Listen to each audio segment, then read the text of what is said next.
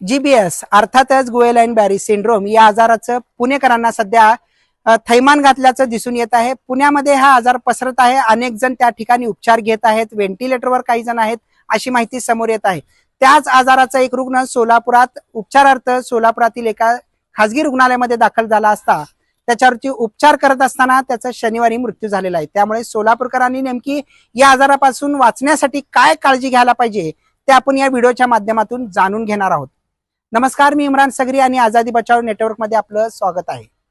सध्या हा जो आजार आहे जीबीएस नावाचा तो कशा पद्धतीने होतो, का होतो ते जाणून घेणार आहोत. सोलापूरचे वंशपायन रुग्णालयाचे डॉक्टर अधिष्ठाता जे आहेत डॉक्टर संजीव ठाकूर यांच्याकडून हा आजार नेमकं जे झालेला आहे तो होतो त्याची अनेक कारणे आहेत. त्यातील महत्वाचं कारण म्हणजे शिळे अन्नपदार्थ, रस्त्यावरील जंक फूड खाणे आणि पाणी जो आहे तो दूषित पाणी पिणे. त्यामुळे तुम्ही काळजी घेताना एकच लक्षात ठेवा की चांगले पदार्थच खा, घरातले पूर्णपणे शिजलेले पदार्थच खा, बाहेरील खाणं सध्या तरी टाळावे लागेल. आणि पाणी जो आहे तो घरातच उकळून थंड करून प्या. फिल्टरचं पाणी पिऊ नका शक्यतो. आणि दूषित पाणी, रस्त्यावरील इतरत्र जे पाणी भेटलं जात आहे, मिळतंय ते पाणी पिऊ नका. जाणून घेऊया आपण नेमका आता अधिष्ठाता डॉक्टर संजीव ठाकूर काय म्हणाले आहेत त्या बाबतीतला हा छोटासा व्हिडिओ. सर, हा जीबीएसच्या बाबतीत जो सोलापुरात एक रुग्ण आढळला होता, नेमकं कशामुळे त्याचा मृत्यू झालाय असं वाटतंय म्हणजे अधिकृतरित्या? मी डॉक्टर संजीव ठाकूर, मी लॅप्रोस्कोपिक अँड बेरेटिक सर्जन आहे आणि सध्या अधिष्ठाता म्हणून सोलापूरला कार्यरत आहे. जो पेशंट काल जो मृत पावला हा पुण्याहून सोलापूरला आला होता आणि मार्कंडेय रुग्णालय जे आहे तिथे तो 5 दिवस ट्रीटमेंट घेत होता. माझ्या मते बहुतेक 18 तारखेला तो ॲडमिट झाला होता.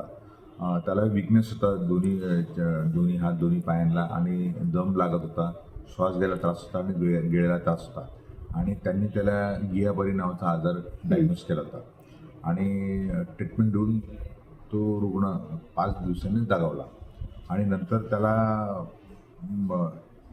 मृत्यूचं कारण स्पष्ट नसल्यामुळे त्यांनी आमच्याकडे पोस्टमॉर्टमला पाठवलं. ती MLC झालेली होती आणि त्याचा आम्ही MLC पोस्टमॉर्टम करायला सांगितलं. पण पुण्यामध्ये गियाबारी सिंड्रोम ह्या आजाराचा आउटब्रेक झालेला असताना आम्ही एक निर्णय घेतला की या PM बरोबर एक क्लिनिकल ऑटोप्सी नावाचा प्रकार असतो, म्हणजे जिथे आम्ही मायक्रोबायोलॉजी आणि pathology along with the forensic medicine हे 4 लोकांची टीमने त्याचं पोस्टमॉर्टम केलं. जेव्हा ते क्लिनिकल एक्झामिनेशन जी होती पेपर त्यांनी चाळले आणि त्यांना जे काही फाइंडिंग दिसल्या त्याच्यावरून त्यांचं म्हणणं आहे की हा गियाबारी सिंड्रोमने मृत्यू पावलेला आहे. पण कन्फर्म करण्यासाठी त्यांना मी म्हणलं की तुम्ही त्याचे जे द्राव आहे किंवा स्त्राव असतात छोट्या आतड्यातले, मोठ्या आतड्यातले तपासायला पाठवा. ते काही आम्ही आमच्या हॉस्पिटलला घेतलेले आहे आणि काही आम्ही इनावेमध्ये मी आज सांगितलं कारण बहुतेक त्यांच्याशी बोलून ते इनावेला पाठवते. नंतर जे ऑर्गन असतात, किडनी आहे, लिव्हर आहे, ब्रेन आहे, काही लंग आहे, काही नर्व, ते नर्व म्हणजे मज्जा जे पेरिफेरल नर्व असतात त्याचे पण आम्ही तुकडे बायोप्सी घेतलेली आहे आणि ते प्रोसेस करून ते सुद्धा आम्ही तपासू आणि ह्या 2-3 टेस्ट आल्या, रिपोर्ट आल्या की मग आपल्याला कन्फर्म होईल की ह्या गियाबारीने मृत्यू पावलाय. नेमकं हा आजार म्हणजे लक्षणं काय आहेत आणि आजार कशामुळे घडला? हा आजार तुम्ही जर बघितलं असेल तर बरेचसे जे 90% लोक आहेत हे यांना गॅस्ट्रोएंटरायटिस किंवा आपण फूड पॉयझनिंगचा प्रकार असतो. तर आपण काय करायला पाहिजे, तर पहिली गोष्ट म्हणजे उकळलेलं पाणी प्यायला पाहिजे बाय डिफॉल्ट. तर ठरवून घ्यायचं आपण आयुष्यावर उकळलेलं पाणी प्यायचं. दुसरं, बाहेरचं जे अन्न असतं शिळं किंवा माशामध्ये खाऊ नये. थोडक्यात रस्त्यावरील खाद्य नॉनव्हेज खाणार असाल ते रॉ खाऊ नये किंवा कच्चं खाऊ नये. ते खूप बॉईल करून खाल्लं तर कधीही बरं. आणि तिसरं एक बेसिक हायजीन असतं की आपण जेव्हा घरात जातो, बाहेरून काम करतो तेव्हा हातपाय धुवून, स्वच्छ धुवून, जेव्हा आपण जेवतो तेव्हा हातपाय स्वच्छ धुवून अन्न खाल्लं पाहिजे. अननेसेसरी आपल्या नाका तोंडात बोटं घालता कामा नये. आणि चौथं, जर तुम्हाला अनफॉर्च्युनेटली गॅस्ट्रोएंटरायटिस किंवा फूड पॉयझन झालं असेल आणि तुम्हाला असं वाटलं की आपल्या हातापायची शक्ती गेलेली आहे तर नक्कीच आपण नजीकच्या इस्पितळात जाऊन किंवा हॉस्पिटल जाऊन ट्रीटमेंट घ्या. जीबीएस नेमकं शरीरावर काय परिणाम करतो ज्याच्यामुळे मृत्यू संभवतो? जीबीएसचं काय होतं की आपल्या शरीरामध्ये रोगप्रतिकारक शक्ती असते, त्याला काही सेल्स असतात. तर नॉर्मली जेव्हा आपण बाहेरचे जे जंतू किंवा आपल्या बाहेरच्या घरात जेव्हा आपलं घर असतं, जेव्हा चोर येतो तेव्हा आपण त्याला मारतो. तसातला हा प्रकार असतो. जेव्हा चोर म्हणजे जे बाहेरचे जंतू आपल्या शरीरात, तेव्हा आपल्या शरीरातली जी रोगप्रतिकारक शक्ती कार्यान्वित होते. पण ह्या आजारामध्ये जे जंतू बाहेरून येतात ते आपली जी रोगप्रतिशक्ती असते हे आपल्याच घरातल्या लोकांना मारायला लागतात. म्हणजे थोडक्यात जे सैनिक म्हणजे, पेशी म्हणतो त्याला.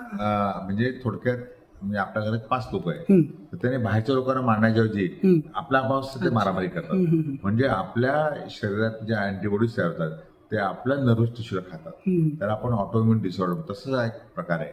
तर याच्यामध्ये दोन्ही पाय दोन्ही हात विकनेस होतात. नंतर त्याला गिळायला त्रास होतो आणि जे आपण रेस्पिरेशन करतो किंवा श्वासोच्छ्वास करतो तो सुद्धा हळू ते अवयव निकामी होतात.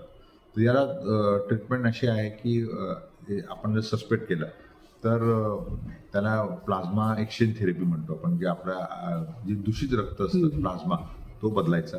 आणि दुसरं इम्युनोग्लोबुलिन आहे, थोडं महाग आहे अच्छा. पण आपण सरकारच्या माध्यमातून या गोष्टी मोफत देतो आपण. तर ते औषध दिलं तर तो 90% लवकर आला पाहिजे. अच्छा. तर 90% बरा, घाबरून जाऊ नये.